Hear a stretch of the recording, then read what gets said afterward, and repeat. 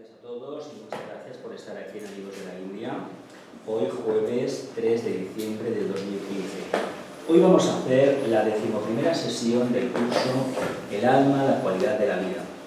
Hay que decir que ha tenido buena acogida y la idea es continuar el año que viene con el curso. De hecho, lo tenemos programado hasta diciembre del año que viene, pero se verá sobre la marcha si lo completamos el año o no lo completamos.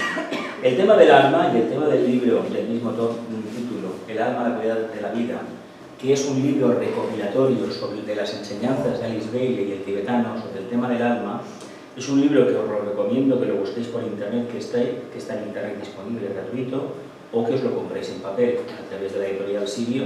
No, Sirio no, me parece que es Kier de Buenos Aires. Os lo compréis porque merece la pena el tema de tocar el tema del alma. Es un punto de vista del tibetano para este estudiante muy convincente y francamente hay que decir que es de lo mejor que ha encontrado. El día que encuentre una presentación más elevada, pues creo que la cambiaré, pero de momento no ha llegado el caso. Bien, ¿qué hemos hablado del alma? Hemos hablado muchísimas cosas. Básicamente nos centramos en que era, en unos cuantos capítulos, que era el hijo de la mente, el alma. Por lo tanto, hemos de entender que la mente debe de ser completamente cultivada, pero no la mente que hasta ahora hemos trabajado. Hemos trabajado una mente que la finalidad de la misma no era otra que satisfacer los deseos y los caprichos, apetencias de la personalidad. Hay que indicar que cuando hablemos del alma y de la dificultad de comprensión del alma y del complejo que nos genera a veces hablar de la personalidad, hay que erradicar de nuestro vocabulario, de nuestro léxico, palabras como positivo o negativo. Por una razón bien sencilla. Si nosotros nos referimos a la personalidad desde la perspectiva negativa, estamos indicando abiertamente que hay una parte de la materia de que estamos trabajando que es plenamente involutiva. Sí que la materia es involutiva, pero nosotros hemos de tener en cuenta lo siguiente.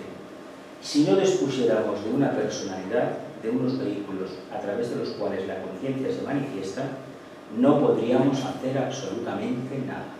Por lo tanto, entendamos que la materia sí que es involutiva, pero como ya lo sabemos, no es necesario que estemos continuamente recalcándolo, porque si lo hacemos, vamos a tener una auténtica cristalización.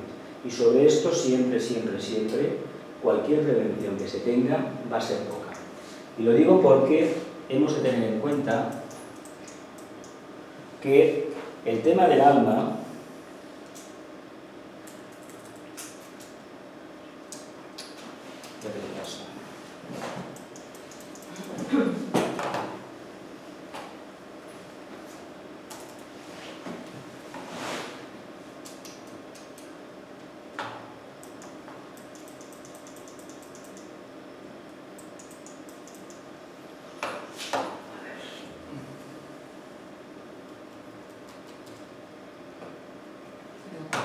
se ha bloqueado. Sí. Se ha bloqueado. Ahora.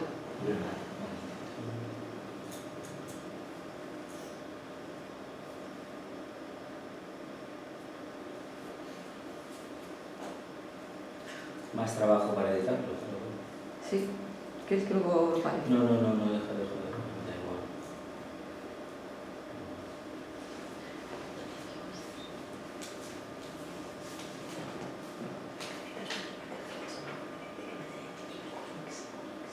Mira que sí. Quisiera que-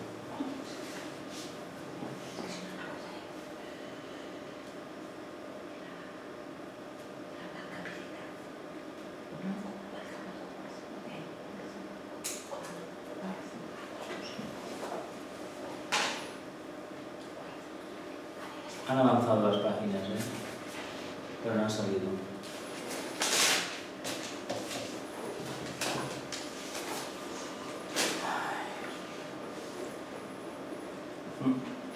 Han avanzado y bastante, pero no han salido.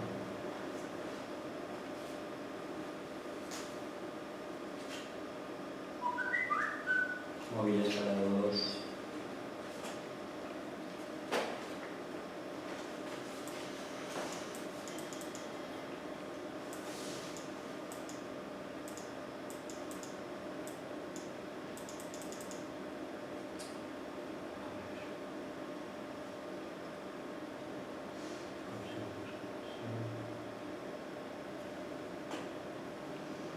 Bueno, no habéis visto nada, ¿no? No. Si no... A ver, Sí que he visto una cosa. Quitar posa.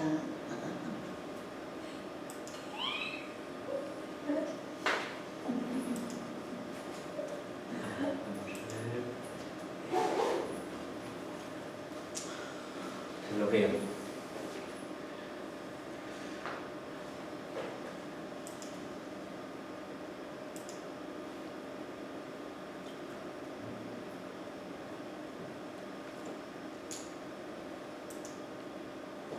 Bien.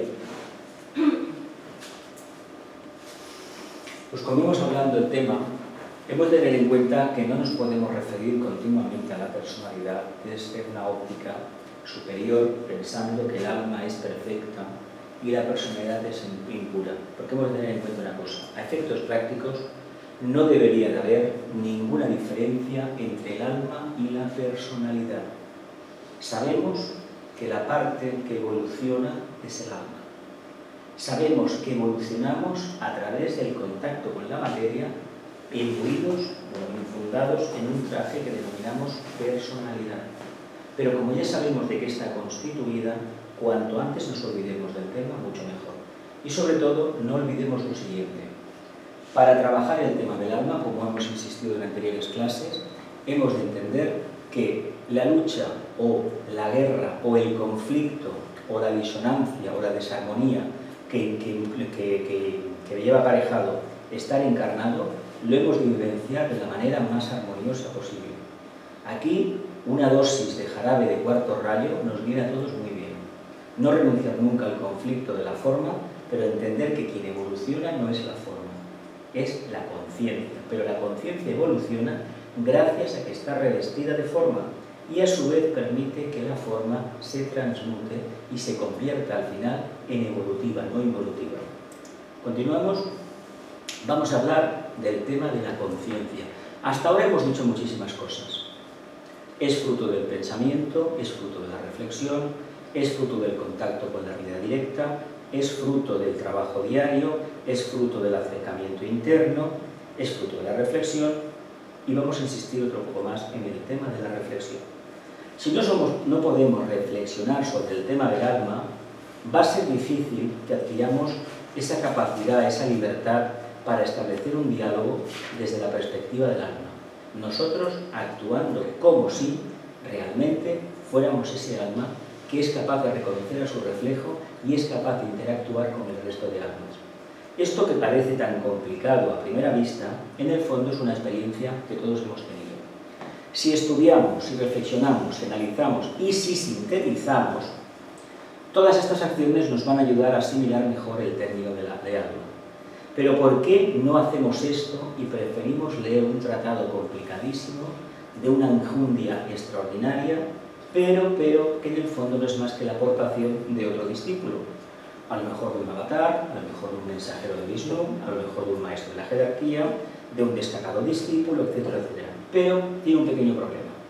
Por muy elevado que sea ese estudio, esa fuente, no es nuestra.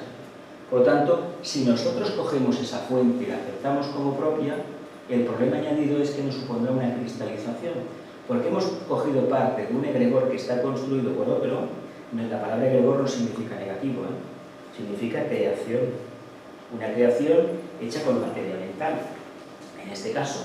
Y eso nos puede ayudar a nosotros siempre y cuando interactuemos de manera correcta. ¿Qué significa aquí correcta? Pues que lo analicemos, lo reflexionemos, lo sinteticemos e interactuemos, porque interactuando con esa materia es como realmente el alma se va a ensanchar. ¿Qué trabajamos para desarrollar el alma? La mente, el pensamiento superior, que no está abocado al mundo del desarrollo de los apetitos de la personalidad, sino del engrandecimiento del alma. ¿Cómo podemos contactar con el alma?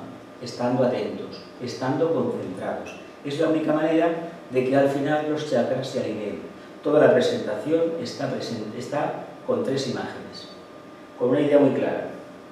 Que veamos desde la perspectiva de la personalidad en el punto en que nos encontramos. Si nos focalizamos en la de abajo, olvidamos que arriba hay una mucho más elevada. Pero ¿qué es lo que vemos? Primeramente, lo que tenemos más próximo. ¿Sabéis por qué? Pues porque nuestra conciencia todavía anda en esos niveles.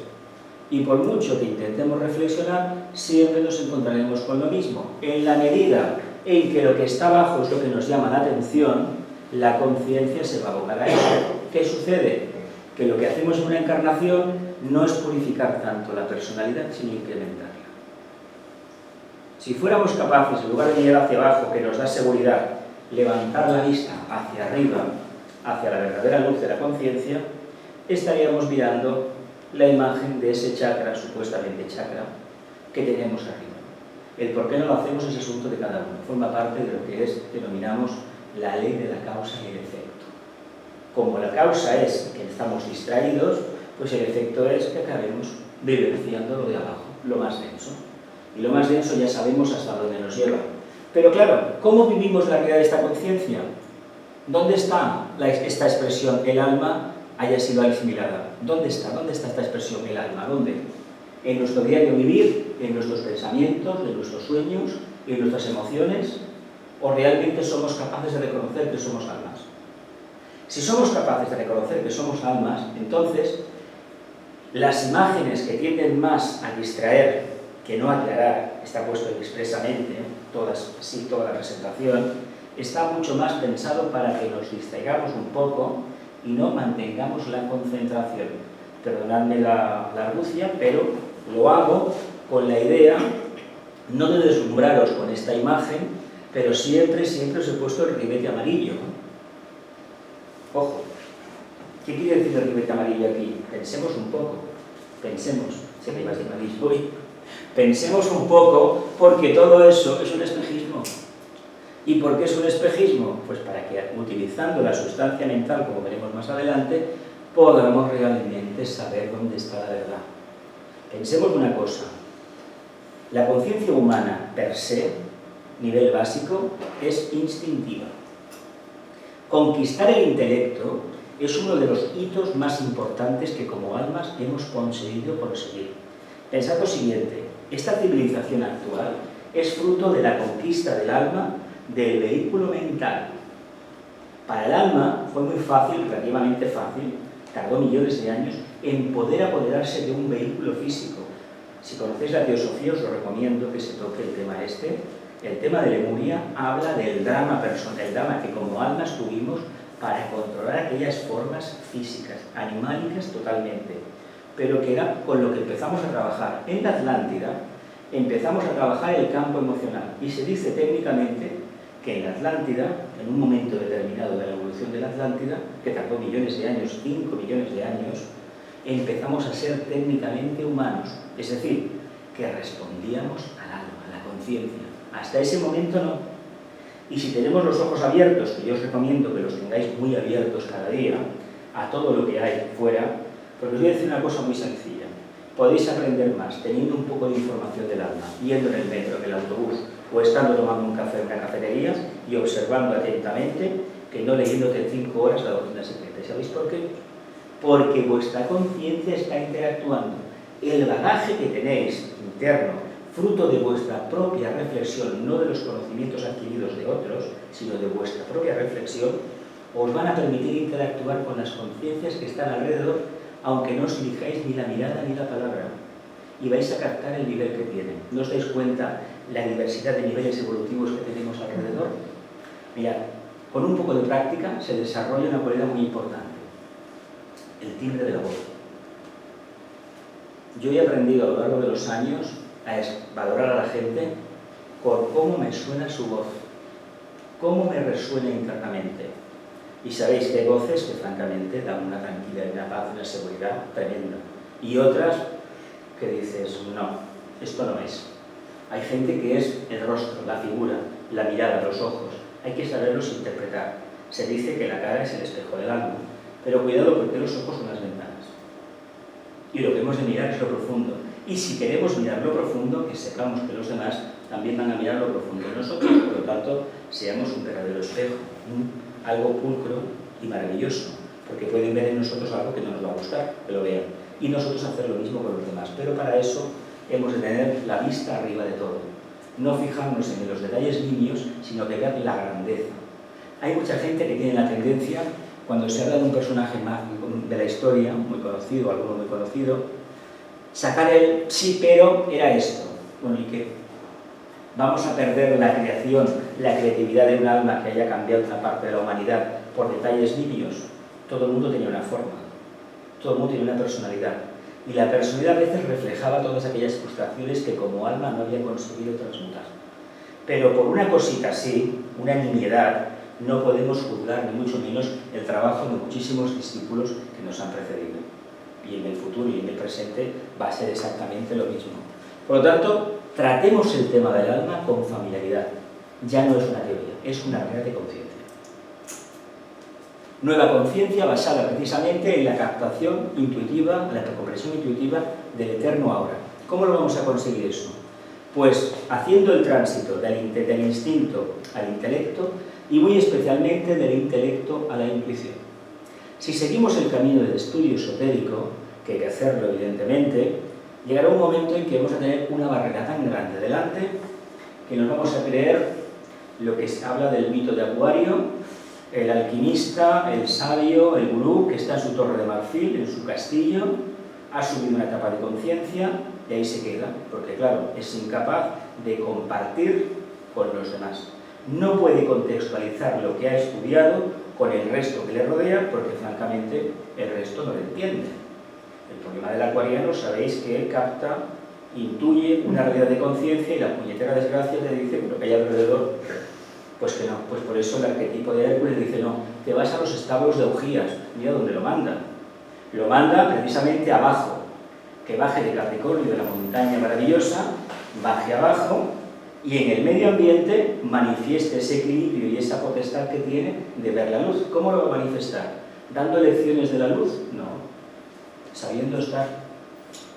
Allí donde esté, el equilibrio alcanzado va a posibilitar que los egregores que hay alrededor, negativos en este caso, que vienen de la más remota antigüedad, los pueda disolver en la medida de su posibilidad espiritual, en la medida en que la ley del karma, la justa retribución, le permita. Pero tengamos en cuenta que eso lo va a hacer sin ponerse ninguna medalla. El primer requisito, que lo pongo en una de las diapositivas al final, es el olvido de uno mismo.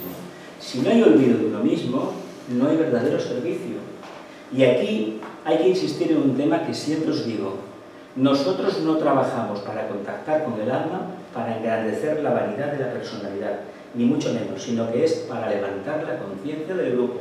Y os voy a decir más, en la medida que aboquemos todo lo que se aprende o lo que se haya podido aprender en este curso del alma, de la cualidad de la vida y las posteriores lecciones, si lo aplicamos al grupo, el alma se va a ensanchar y vamos a captar la realidad de conciencia del grupo.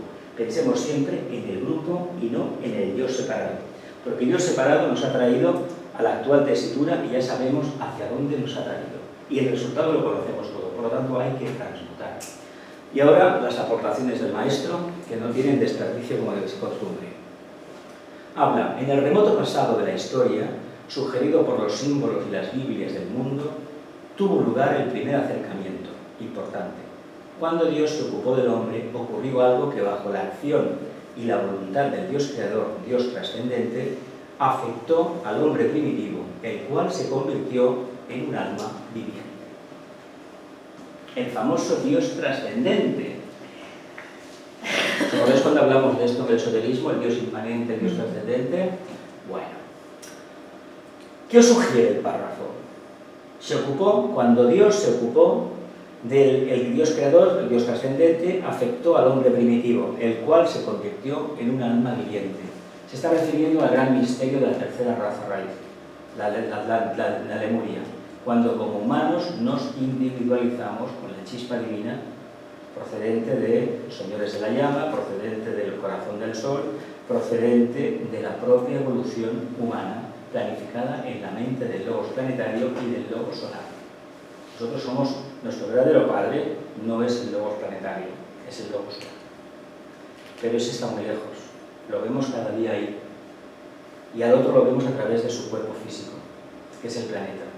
Pero él está muy lejos de nosotros, básicamente porque nosotros estamos a las espaldas de él. Le damos la espalda. Porque si le hubiéramos enfrentado la cara, no tendríamos la casa tan sucia y tan alterada y tan desordenada. La tendríamos en perfecto orden. Pero como no sabemos lo que es el orden, solamente sabemos aprovecharnos de las circunstancias y barrer para nuestro patio, pues evidentemente hay un desorden mundial, pero nos corresponde a nosotros cambiarlo. Siempre, siempre la perspectiva del beneficio del grupo, no de la parte. Estos frutos, que son la individualización de la humanidad, eso es una verdadera conquista del Logos, una verdadera conquista de nosotros como mónadas, poder tener una conciencia dentro de un cuerpo animal, pero completamente individualizada. Individualizada, estamos más individualizados ahora que hace 20 millones de años, hay que decirlo claro. Pero fijaos lo que nos queda, hemos recorrido 18 millones de años o 20, tanto da un millón arriba que un millón abajo. Pero fijaos que para poder sustanciar esos frutos de la creación ha tenido que pasar todo este periodo. Por lo tanto, ¿por qué nos preocupa tanto lo que nos sucede en esta encarnación, en el día a día? ¿Por qué? ¿Hemos perdido la perspectiva interna? Aquí hay que insistir en un tema que no debe de ser nunca dogma de fe, el tema de la ley de la justa retribución y muy específicamente lo que es la ley de la reencarnación, que es otra oportunidad, básicamente. Si perdemos de vista esa idea de la reencarnación, la vida diaria, la vida de esta encarnación aquí y ahora puede ser totalmente frustrante. ¿Por qué creéis que hay tanta gente que está como está? Porque carecen no de la idea del conocimiento, porque la idea todo el mundo en Occidente ha oído hablar de la reencarnación, ¿ya? Es muy raro, ya se oye en películas, documentales, entrevistas, radio, televisión, cada uno lo interpreta de su manera, ¿de acuerdo? Pero si no tuviéramos el conocimiento directo, la intuición de que realmente es así, hay una evolución a través de diferentes formas humanas, esta idea de que volvemos para atrás, no. Formas humanas, es muy difícil entender precisamente el trabajo de ese Dios creador, Dios trascendente, Dios que se manifiesta en su creación, Dios trascendente que se manifiesta a través de su creación. ¿Continuamos? A medida que se hizo sentir en el incipiente deseo del hombre irreflexivo, incapaz de pensar en esa etapa, el ansia de alcanzar un indefinido e incomprendido bien, esto evocó una respuesta de la deidad. Volvemos a lo de antes. En la medida en que pensamos y pensamos, desde el punto de vista de acercamiento a lo más elevado, automáticamente los oídos de ese Dios trascendente resonó algo. Cuando resuena, ¿qué pasa? Hay una respuesta. La respuesta la conocemos todos a través de la civilización humana, desde la más remota antigüedad. Lo que pasa es que hay que decir una cosa. La historia de la humanidad la podemos vivenciar desde el punto de vista de la arqueología, la antropología, o desde el punto de vista de la espiritualidad, de lo que es la teosofía o el esoterismo. Son historias diferentes, ¿eh? Pensad que la ciencia no reconoce ni la reencarnación, ni Dios, ni la jerarquía, ni la Atlántida. Porque para los científicos, todos los científicos prácticamente, muy pocos serían, no deja de ser una idea, un mito transmitido por los sacerdotes egipcios que Platón habló, Solón fue el primero que se enteró aparentemente, etcétera, etcétera. Sin embargo, la ciencia no es capaz de revelar y de distinguir algo tan sencillo. Cuando las pirámides de Egipto supuestamente se hicieron hace 4 o 5.000 años o 3.000 años, etcétera, etcétera, por aquí, no muy lejos de por aquí, acababan de matar bisontes, etcétera, etcétera. A ver, desde el punto de vista de la conciencia, ¿cómo es posible que esos fueran tan evolucionados y los que había en Europa no cuadran, ¿no? Hay algo que no cuadra, ¿verdad? Son historias diferentes, completamente distintas.